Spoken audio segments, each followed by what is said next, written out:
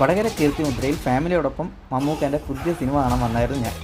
അയ്യപ്പ ഘോഷയാത്രേൻ്റെ ഇടയിൽ കുടുങ്ങിയെങ്കിലും നേരത്തെ ടിക്കറ്റ് എടുത്ത് വെച്ചുകൊണ്ട് ടിക്കറ്റ് കിട്ടില്ല എന്നുള്ള പേടി ഉണ്ടായിരുന്നില്ല. ഫാമിലി മൊത്തം ഘോഷയാത്ര അടുത്തു പോയി കണ്ടെങ്കിലും പണ്ട് തൊട്ടേ ആനയെ പേടിയായിരുന്നു ഞാൻ ദൂരെ നിന്ന് കണ്ട് രസിച്ചു.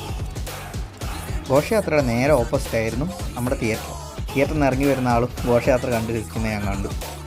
അങ്ങനെ ഞാൻ സമയം വൈകാണ്ട് നേരെ തിയേറ്ററിൻ്റെ ഉള്ളിൽ പോയി റിസർവ് ചെയ്ത് ടിക്കറ്റ് എടുത്ത് കഴിപ്പിച്ചു. ആദ്യം തന്നെ നമ്മളെപ്പോൾ സിനിമയ്ക്ക് വന്നാലും മുടങ്ങാതെ ചെയ്യുന്ന നിഞ്ച ടെക്കിങ്, പുറത്ത് നിന്ന് പലഹാരങ്ങൾ മേടിച്ച് തിയേറ്ററിൻ്റെ ഉള്ളിലേക്ക് കയറ്റുന്ന ഒരു പരിപാടി.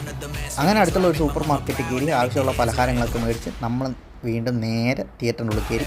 മൂളിത്തറമൊക്കെ 2 ദിവസം മുന്നേ ബുക്കായി പോയതുകൊണ്ട് നമ്മൾ ഏറ്റവും താഴെയായിരുന്നു ഇരുന്നത്, അതും വളരെ അടുത്ത് സ്ക്രീനിൻ്റെ അടുത്ത്.